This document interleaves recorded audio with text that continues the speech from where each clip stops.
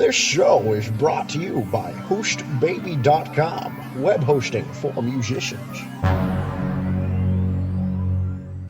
Here on episode 10 of the Music Marketing Monday podcast, we talk about how to deal with haters, feedback, and constructive criticism. They're all different things, and you may have different emotional responses to them. That's what we're going to dissect and discuss on this episode. Stay tuned.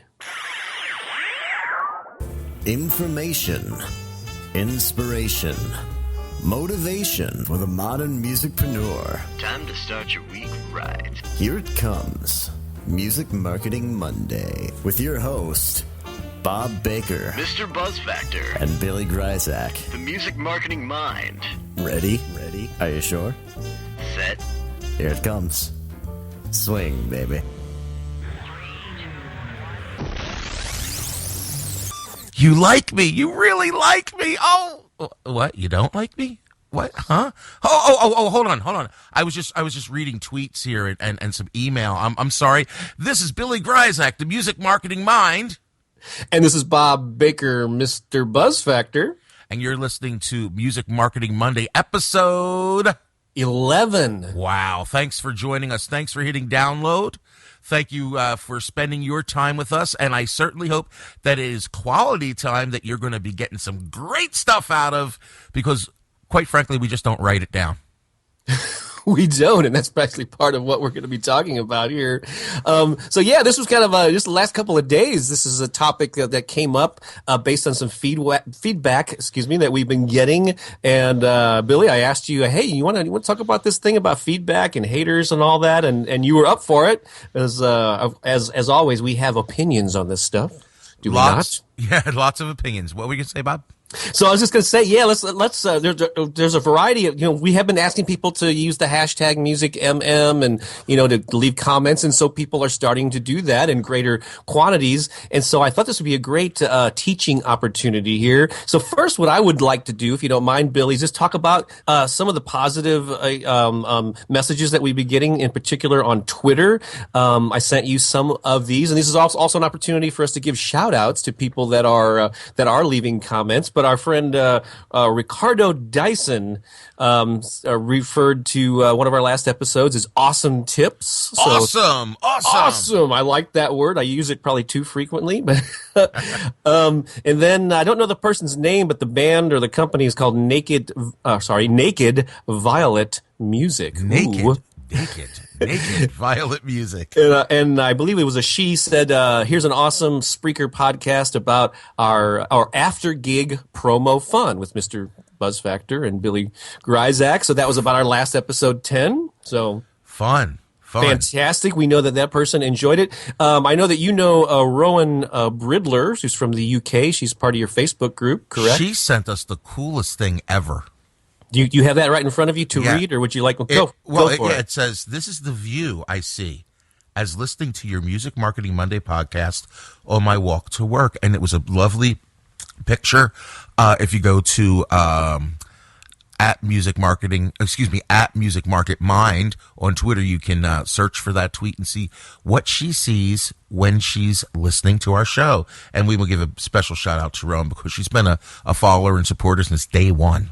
Yeah, she's very cool and a gifted singer and songwriter. Yeah, if you like that Tori Amos empowered woman stuff, you got to check it out. Yeah, it's nice to know we have a listener in the UK. This is a global phenomenon here, Billy, with our crazy weekly interactions. And then Gary Toth, who I think we might have mentioned last week.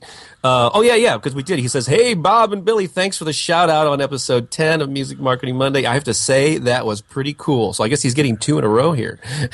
That's right. Gary. Can't guarantee we're going to do it every week, Gary, but we're happy to give you another shout out. So this is like getting positive feedback like that, not only for a podcast, but for musicians, creative people of all kinds, is really important. It makes you realize that you're doing good in the world. You're reaching, your ideal fans. And I think this is really important because it's not just about self-satisfaction. I mean, we might feel fulfilled when we write a song or create a piece of art or, put out a good podcast, but it probably really hits home the most when you get that positive feedback for the people that are consuming it. Wouldn't you agree this is a good thing for artists? Well, I think it's great to get positive feedback, and it helps you feel good about yourself and whatnot. But personally, I love the constructive and sometimes deconstructive occasionally comments that you get, because, you know, if somebody takes the time to let you know what their feelings are on something that you're not doing well, or what they think you could do better, or whatever it is, you know, it takes a lot of effort to do that, especially if you're not happy with it. And I appreciate that. And we have two totally different examples of folks that had some things to say about our show that took two different approaches. And you know, we'd like to talk about that too. But like I said, in my opinion, since you asked, in my opinion, there is no such thing really as bad press, bad comments. Not really, because as long as people are talking, your name is out there. You know, I take the Gene Simmons of Kiss approach. You know, as long as they're talking, it's all good. As long as they're talking about me, you know what I mean. And spell my name right. Exactly. Yeah. Well, you know? Before we leave the positive feedback thing, I just will say that it's good to hang on to those things. I actually have mentioned this before over the years, but I actually have a little label in my Gmail account that's listed as, I call it love letters. And so when I get like a glowing email from somebody, I will tag it with this. And these are just great things to sort of hang on to. And if you get them in physical form, you know, which is probably rare these days, you want to maybe keep a folder. But these are especially great, like when those times when you get depressed and it seems like, you know, I'm doing all this promotion and getting my stuff out there, nobody's listening or whatever. Like to pull these things out when you're down, to lift your spirits and just make you realize that you are reaching people in a positive way, and it is worth the effort to continue to go on. So I just want to talk about this a little bit, touch on there, the value of this positive feedback and why it's good to focus on it. And you know, these also are your ideal fans, because they're not only responding well, but they're telling you about it. And so I just wanted to touch on that. I don't know if you have anything to add to that, Billy.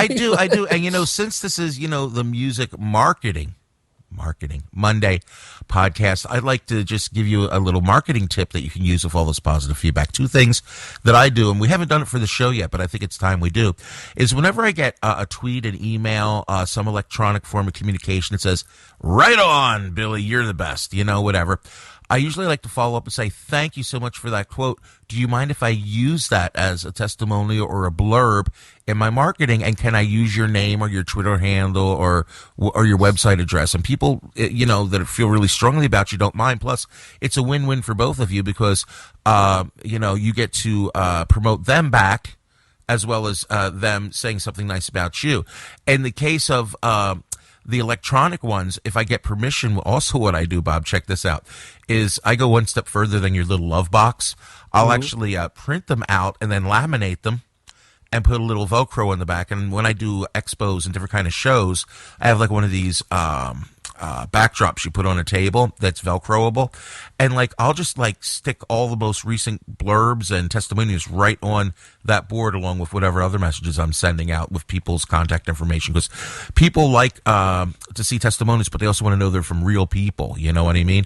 Right. So, you know, just because somebody takes the time to say it, that doesn't have to be the end of it. Remember last week the show was what to do after the gig? Well, in my case, it can be what to do after the tweet. That is true. Yeah, great point. And that they're called testimonials. Yeah, maybe you mentioned that phrase, but that's a long-standing kind of direct marketing thing. Yeah, where you show comments from users. And another digital thing, in addition, well, yeah, you print it off, and I love that term Velcroable. By the way, I never heard that, but I totally get it. I invented that word, copyright trademark.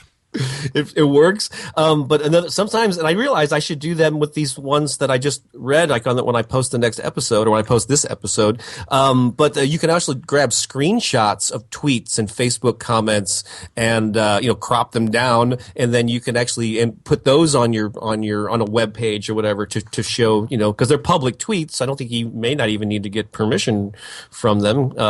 Technically you do not once it's been broadcasted publicly. Right, but if they send it to you in email, that's a private communication, so you wouldn't want to ask for their permission. That is correct. or in a conversation. And so, yeah, so there's a lot of value. Yeah. So if you're right. From a marketing standpoint, you can leverage these, to show other people, how you're having an impact, and it might motivate them more to listen more closely to your songs. But you are right. If all you got was positive feedback, you wouldn't grow, you wouldn't learn. And so I know a lot of times when you hear some kind of feedback that's not, I like it, but it's like you focus on the but, like we talked about the big butts. But we sometimes, creative people, we're sensitive souls, and we can, so I want to talk about how to navigate this. So let's go to the other end of the spectrum. As a lot of people know, I started adding, the Music Marketing Monday podcast to my already existing Artist Empowerment Radio podcast feed.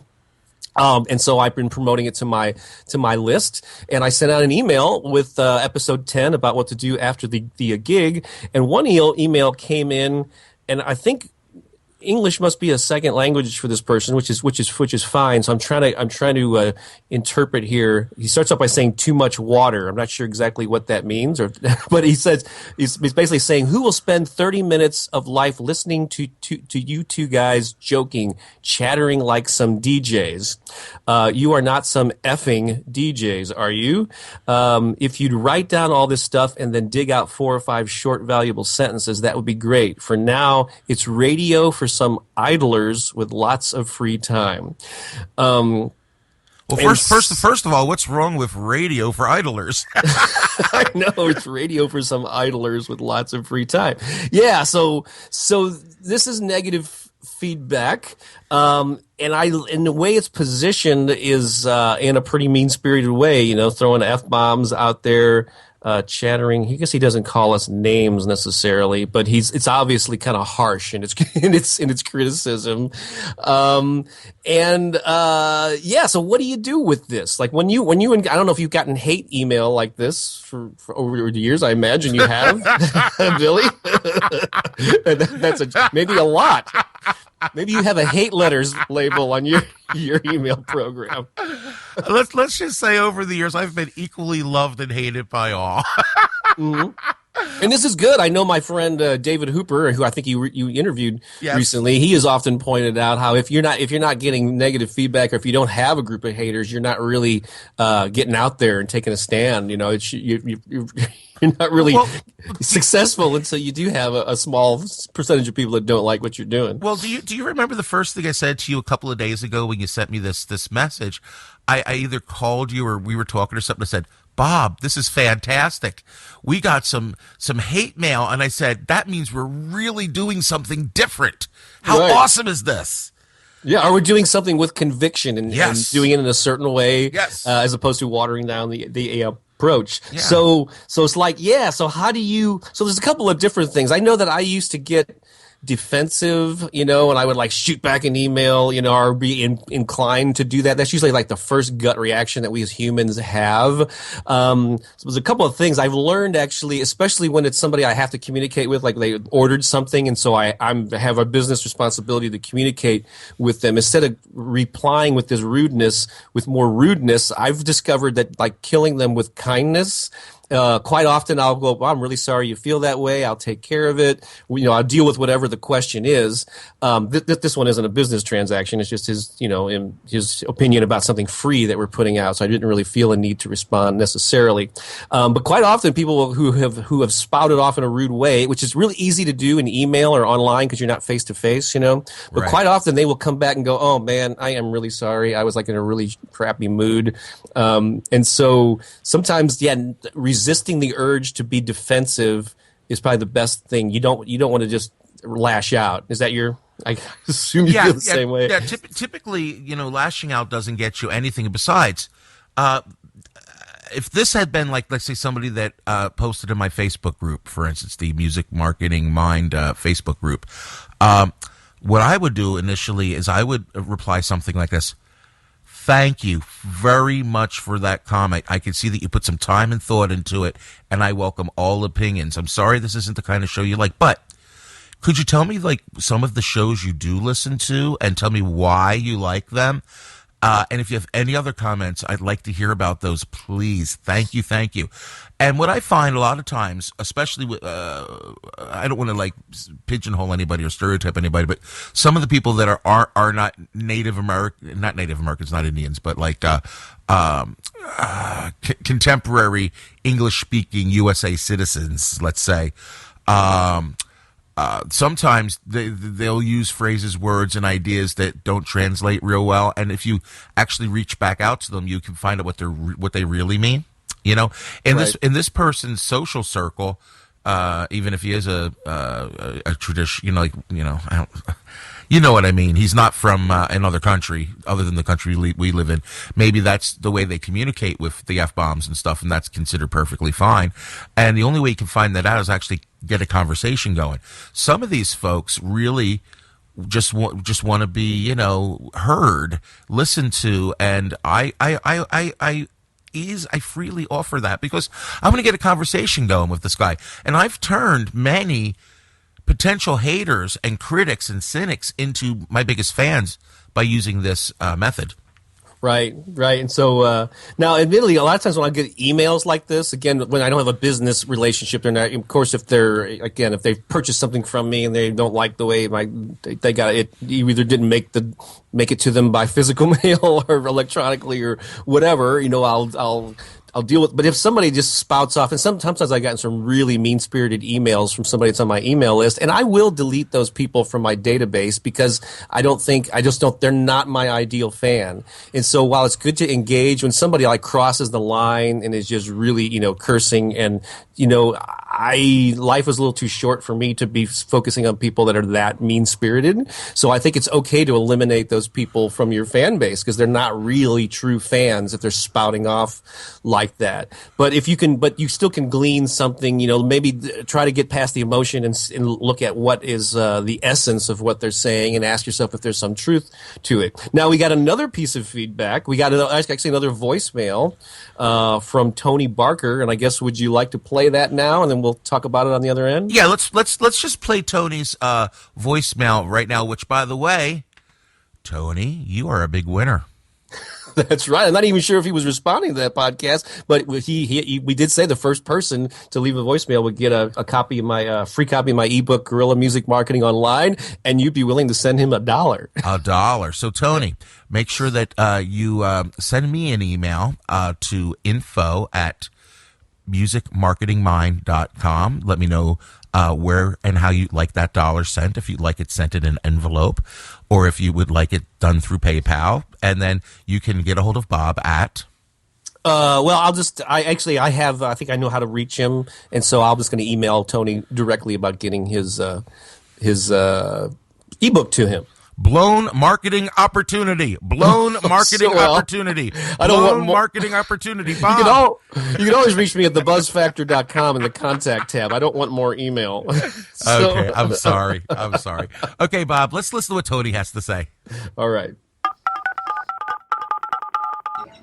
Hello, my brother. This is Tony Barker. You know me as Anthony in your deals because I think of a credit card deal. But I would love to give you this piece of feedback. I read way faster than I can possibly listen to somebody talk. I would love to get this information, but I'm kind of in a time crunch. And if there's any sort of transcribing service or software that you could recommend, I think that would be a marvelous innovation. Another person that you recommended to me, Michael Brandvold, has done the same thing. He stopped writing. He started producing podcasts, and typically it allows you to gather, a few nuggets of information over in his case, 40 minutes or something like that podcast, and I can just scan and read so much faster. It's just a big service to your listeners and myself particularly. I thank you for all of the wisdom and beauty that you have shared with me over the years. I'm actually using it on a new project, TonyBarkerSpeaking.com, about my project called Martial Arts in the Workplace, geared towards transitioning young people into their first job. So I wish you luck, and I wish me luck, and I wish everyone luck, and I'll talk to you again soon. Thank you. So there you have it. Thanks again, Tony, for leaving that voicemail. Now, here's the interesting thing. If you really examine it, Tony's message was very similar to the other guy that called us effing DJs. I mean, he said he'd rather read something short than listen to 30 minutes of us talking. But you notice the different approach that Tony took compared to the other guy. Absolutely. Now, what I would like to say to both of these gentlemen is this. There is endless amounts of written material out there on the internet in the form of blogs and tweets, and especially our hater guy, who I can't wait to find out what the next message is going to be like. Our hater guy says we should have 4 or 5 sentences. What he's talking about is tweets, because, we can send out the information we have here in 4 or 5 short messages and tweets. And guess what? We do. Just about everything we talk about in these shows, you will find 4 or 5 or 6 or 7 140-character tweets by both Bob and I that have contained information in the show. Also, Bob is an avid blogger. He loves to write. He writes books. I mean, come on. He's writing everything down for you guys. Me, not so much. I do have a short little ebook called One Simple Secret that you can download. Great. But to be honest with you, I'm a talking, visual, audio guy, and that's what I like doing. And for me, I like it when people aren't sitting in front of their computers necessarily, reading and being stuck doing a one-task thing, because the way I like to do things personally is when I sit at my computer, I like to be taking action. So I like to listen to shows, and I listen to zillions of podcasts and workshops and presentations and books. And because I have to drive to all my shows, I'm always in the car, or I'm at doctor's offices, or I'm in stores where I don't want people to bother me, whatever it is. And I listen to all this information, and then I take it home to my computer or my laptop or my tablet and take action instead of reading it, okay? The other thing I'd like to say about that, too, is I'm going to be listening something. I don't want to hear somebody droning on and on like a computer giving me information and telling me exactly what we need to do in Section A and Section B, and then you follow up with this letter. You know what? I want to be entertained. I want to laugh. Some of the greatest information I've ever gotten in my life that I've remembered was listening to comedians. And yes, occasionally effing DJs. So then in some ways that was a compliment for you. Actually, it was. Yes, I must be one of those effing DJs, okay? Yeah. Now, I know in the early episodes, we did admittedly say that we were going to keep these short and get right to the meat and not ramble on. And so maybe we've strayed from that a little bit, but I think we've done a pretty good job of staying on target, and staying focused on our topic. And so yeah, just to piggyback on what you just said, Billy, I wrote a blog post recently that I guess I'll link to in the show notes on my site. It's written down in words that they can read? Yes, it's actually text based. This is written, and you can skim it and all that. But it's called Shift Happens. Are you a reader, a listener, or a watcher? It's basically talking about these different ways that people consume information, and then I list, I've had things in all the different formats. I've been doing the written words for decades. I'm doing audio podcasts for many years and release audio programs, and then video too, which combines all sorts of things, the visual and the audio and everything else. And so yeah, you're right. Different people consume information in different ways, and I've had people also will say, "Hey, I love your blog posts, but can you do audio versions of them?" So it's like everybody wants something a little different, and so I do try to put things out in those formats. The only way that we could turn these podcasts into text is like getting them transcribed, I guess, and then posting them online. I don't know if we're ready to take that next step, because it takes a lot of effort just to get out these audio versions. Could you imagine actually reading us the way we speak together? Yeah, that would probably be a dry. Yeah, it wouldn't be as enjoyable as hearing our personalities. Yeah. And your dog barking in the background. I think that's you, Billy. But that was a good bark. Woof woof. And so yeah. But still, it's like, yeah. What could we do? Could we add bullet points into the description or on a blog page that that hosts the audio? Maybe. And so that's something I'll keep in mind. But yeah, thank you, Tony, and thank you, sir or madam, who sent the more edgy feedback. And so yeah, it all has value. The positive stuff uplifts you, makes you realize that you're doing some good in the world. And the criticism, however it's delivered, look for the nugget of truth in it. So pay attention to the feedback, but my thing is don't be so distraught by it that you actually end up watering down your approach and trying to appeal to everybody. Oh, I don't want to offend anybody. That's really, you don't want to go there. I'm assuming you would agree with me on that. Oh, my philosophy is like, offend the greatest amount of people and you win, Yeah. I mean, don't go out of your way if it's not part of your personality just to offend for the sake of offending. But yeah, stick to who you authentically are and don't let if it's just a small percentage of people that don't like it, don't let them, sway you too far off the beaten. If it's something that'll add to what you're already doing and it resonates with you, go for it. Use that feedback in a good way. But don't let especially the rude people get you down. You have to sort of develop a little bit of a thick skin and just realize that's going to happen on the road to success. Yeah, truly, the only time you're really going to have to worry is if you find out that it's pretty consistent. So if you're consistently getting messages that address the same issues, then you have probably two things you're going to have to look at. Either A, you really are doing something wrong and maybe you should consider examining that, or you're trying to address the wrong audience. Maybe you have the right message in the wrong audience. You see what I'm saying? Good point. So that's why all of the you know what it's all about, Bob, really? It's about great communication. And if you want to have a successful career in anything, especially music, today you really need to have great communication with your fans, your followers, and your critics. Correct. Right. And embrace them all, but you can pick and choose who you hang out with. So you don't need to hang out with the haters, but don't just automatically dismiss them and don't have the knee-jerk reaction of fighting back with fire or whatever, And I agree with you. Don't waste too much time. When I said I would send them an email, I would send them an email. And if it continued on where there was no progress made, they're gone. Yeah, I'm sorry, but that's just the way it is. So, Bob, what's the homework? The homework is just to pay attention and start a love letters file, perhaps in your email and in physical form. Use the positive feedback that you get. Did you get some recently? Can you turn that into a testimonial, either on a web page or a screenshot from Twitter?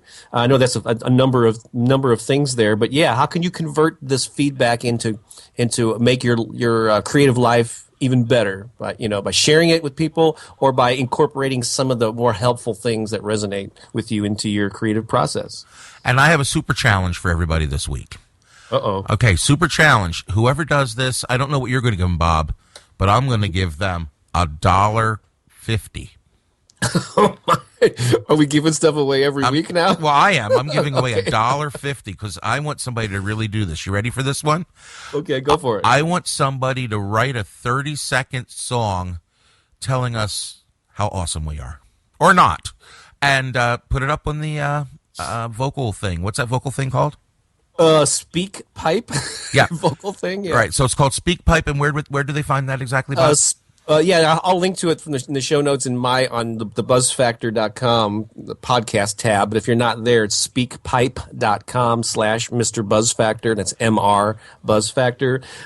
So yeah, that's interesting. So yeah, so give us feedback, but do it in the form of a song. And because obviously you're all musicians out there, so just grab that speak pipe, grab your ukulele, whatever you got, your harmonica, and bang out a little song about me and Bob, spreading the love or not. That's right. It took us 11 episodes to get two people to leave basic voicemail messages. I wonder how long it's going to take them to actually write a song and record it and send it to us. We could be overly ambitious, but let's go for it.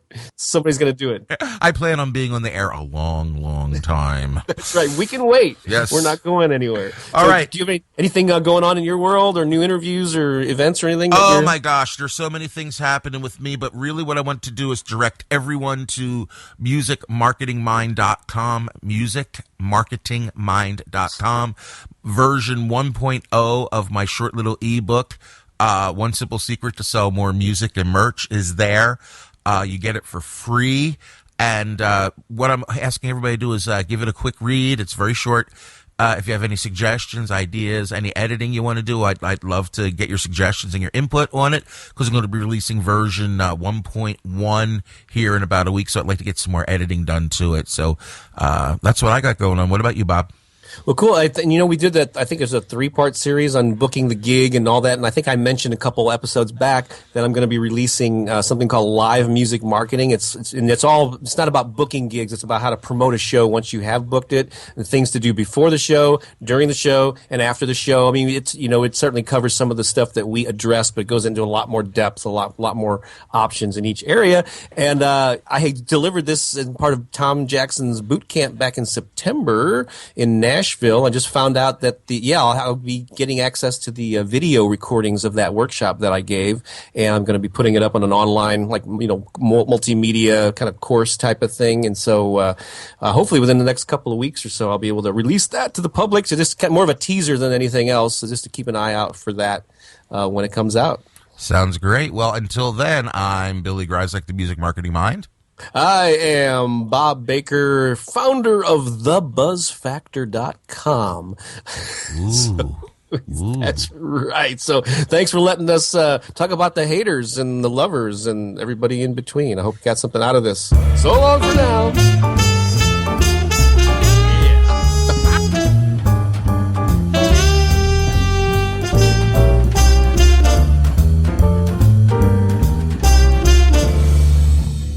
Are you still there? Excellent! Now would be a good time to visit hostbaby.com for your free 30-day trial. Of course.